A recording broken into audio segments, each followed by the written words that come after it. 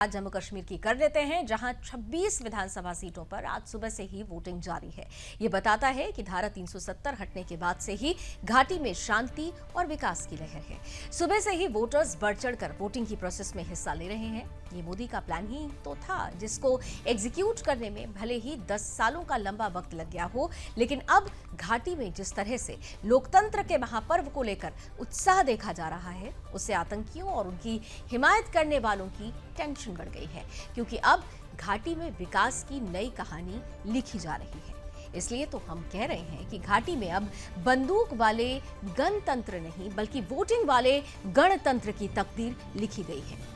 सुबह से ही मतदान जारी है, वोटर्स में भारी उत्साह उमंग है। अलग अलग जगहों से तस्वीरें हम आपको टीवी स्क्रीन के माध्यम से दिखा भी रहे हैं, और देखिए ये चंद तस्वीरें आपके सामने रखते हुए घाटी में बड़गाम हो, श्रीनगर हो, कटरा हो, राजौरी हो, गांदरबल हो, पुंछ, मेंढर, उधमपुर, ये वो इलाके हैं जहां पर किसी समय में ये सोचा नहीं जा सकता था कि यहां पर वोटर्स वोटिंग के लिए निकलेंगे। खासतौर से श्रीनगर में यह भी कहा जाता था कि तिरंगा नहीं फहराया जा सकता, लेकिन आज लाल चौक पर तिरंगा भी फहरता है। 15 अगस्त और 26 जनवरी भी मनाई जाती है। इसी तरह अलग अलग आज पोलिंग बूथ्स पर लोगों की लंबी कतारें देखने को मिली है। खासतौर से महिलाएं लगातार बढ़ चढ़कर हिस्सा ले रही हैं। पहले फेज में भी हमने देखा था कि महिलाओं ने जम्मू कश्मीर की तकदीर बदलने के लिए अपने उत्साह को दिखाया, और आज भी तस्वीरें वैसी ही आई। वोटिंग के दूसरे फेज की ये बड़ी तस्वीर है, और इन्हीं बड़ी तस्वीरों के साथ अब इस खबर के मायने क्या है, पक्ष क्या कहता है, विपक्ष क्या कहता है, इसकी तरफ चलने की कोशिश करते हैं। पक्ष में मेरे सहयोगी शिवम दत्त मेहता अब आपको बताएंगे कि आखिर जम्मू कश्मीर में दूसरे फेज में हो रहे चुनाव और चुनावों से जुड़ी हुई ये तस्वीर क्या कहती है पक्ष के परिदृश्य में।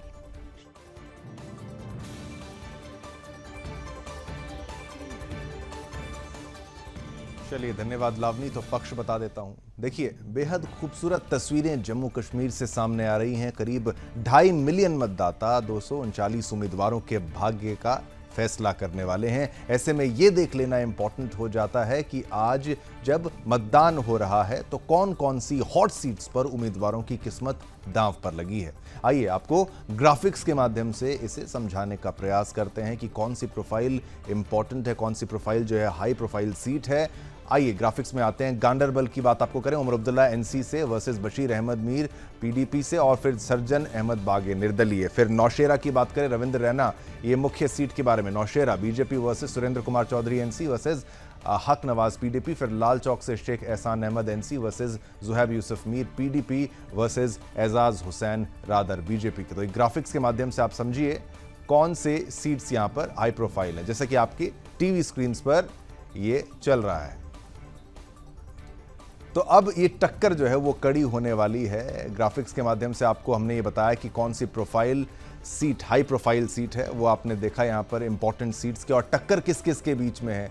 नौशेरा की बात करते हैं। अब आगे बढ़ते हैं। अब की बार जनता किन मुद्दों को लेकर वोट करेगी वो भी आपको बता देते हैं ग्राफिक्स के माध्यम से। कौन से वो मुद्दे होने वाले हैं जिसको लेकर जनता आज वोट करने वाली है। ठीक है, ये लीजिए। विकास, महंगाई, भ्रष्टाचार, बेरोजगारी, सुरक्षा और आतंकवाद, अनुच्छेद 370 और पूर्ण राज्य की बहाली, ये मुख्य मुद्दे हैं चुनाव के, जो वहां की जनता जिसके लिए वोटिंग कर रही है। पूर्ण राज्य की बहाली भी एक मुद्दा है। अब सुन लेते हैं कि लोकतंत्र के इस महापर्व के दौरान जब वोटिंग जबरदस्त देखने को मिल रही है तो उम्मीदवारों ने क्या कुछ कहा है। आपको प्रतिक्रियाएं सुनाते हैं, उसके बाद को फिर विपक्ष भी समझाएंगे। विकास,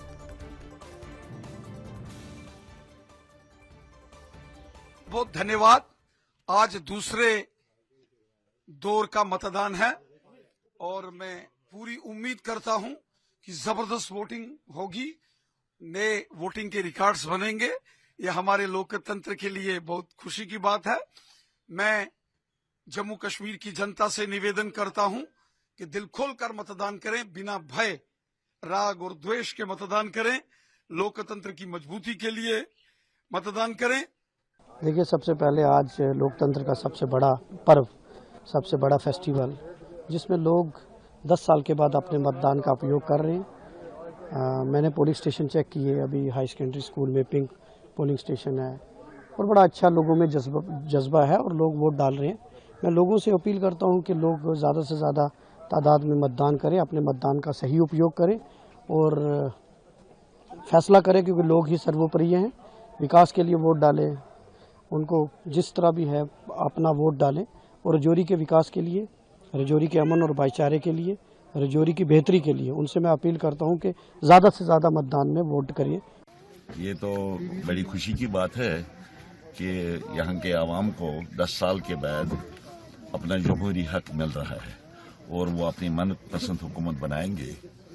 जैसा कि सबको मालूम है कि पिछले 10 साल से यहाँ के आवाम बड़ी मुश्किलात का सामना कर रहे हैं, बड़ी परेशानियों का सामना कर रहे हैं।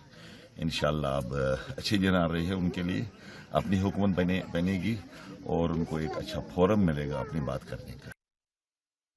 तो आइए विपक्ष की बात कर लेते हैं, जहां घाटी में लोकतंत्र की जीत का जश्न है, यानी चुनाव आज चल रहा है, सेकंड फेज की वोटिंग है। तो इसी बीच विपक्ष भी कहीं ना कहीं अपनी सियासी खिचड़ी पकाने की पूरी तरह से तैयारी में व्यस्त नजर आ रहा है। अभी कुछ दिनों पहले ही विपक्ष ने आरोप लगाया था कि घाटी में चुनाव प्रक्रिया ठीक से नहीं हो रही है। तो आज फिर कई देशों के राजनयिक जब चुनावी बूथों पर निरीक्षण करने के लिए पहुंचे हैं, उनको समझने के लिए घाटी में किस तरह से इलेक्शन चल रहे हैं उसको देखने के लिए पहुंचे हैं, तो अब वहां के हालात क्या हैं, आइए आपको ग्राफिक्स के जरिए समझाते हैं कि दरअसल पूरा मामला क्या है। राजनायकों का दौरा है जिससे विपक्ष जो है वो भड़का नजर आ रहा है। क्यों राजनीतिक जो राजनायिक हैं वो क्यों वहां पहुंचे, इसका क्या कारण है वो भी आपको बताएंगे। तो देखिए 15 देशों के 16 राजनायकों का ये दौरा है, जहां अगर हम समझने की कोशिश करें तो मतदान की प्रक्रिया की देखरेख करना इनका मकसद है। वहां समझना है कि किस तरह से वोटिंग हो रही है। और हमने जब सुबह देखा था कि सभी पोलिंग बूथ्स पर पहुंचे थे तो एक एक टेबल पर जाके समझ रहे थे प्रक्रिया क्या है, लोगों से बातचीत कर रहे थे। अब इस पर आखिर विपक्ष क्यों भड़का है ये भी जानना बहुत महत्वपूर्ण हो जाता है। तो सबसे पहले समझते हैं, राजनायकों के दौरे से चुनावी पारदर्शिता पर खतरा उनको लगता है। विपक्ष के तमाम नेता और यही बात उमर अब्दुल्ला साहब कहते भी नजर आए। पिकनिक की तरह घूमने आए हैं राजनायक, राजनायकों के दौरे से कुछ नहीं होने वाला है। आइए इसी बीच सुन लेते हैं कि उमर अब्दुल्ला ने इस मामले पर क्या कुछ टिप्पणी दी है। जो है अपने वोट का इस्तेमाल करें। अब मुझसे बार बार पूछा जाता है कि हमारी क्या उम्मीदें हैं, हमारी क्या एक्सपेक्टेशंस हैं। कोई भी उम्मीदवार हारने के लिए इलेक्शन नहीं लड़ता। तो हमारे एक्सपेक्टेशंस यही हैं कि आज ज्यादा से ज्यादा वोट जो हैं नेशनल कॉन्फ्रेंस के उम्मीदवारों को पड़ेंगे। जहां नेशनल कॉन्फ्रेंस के उम्मीदवार नहीं हैं वहां कांग्रेस के साथ हमारे अलायंस के तहत कांग्रेस के उम्मीदवार को जो है वोट मिलने चाहिए।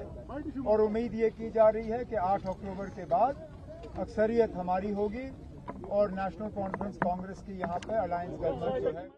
तो चुनाव के अपडेट्स लगातार हम आपको दिखाते रहेंगे सुदर्शन न्यूज।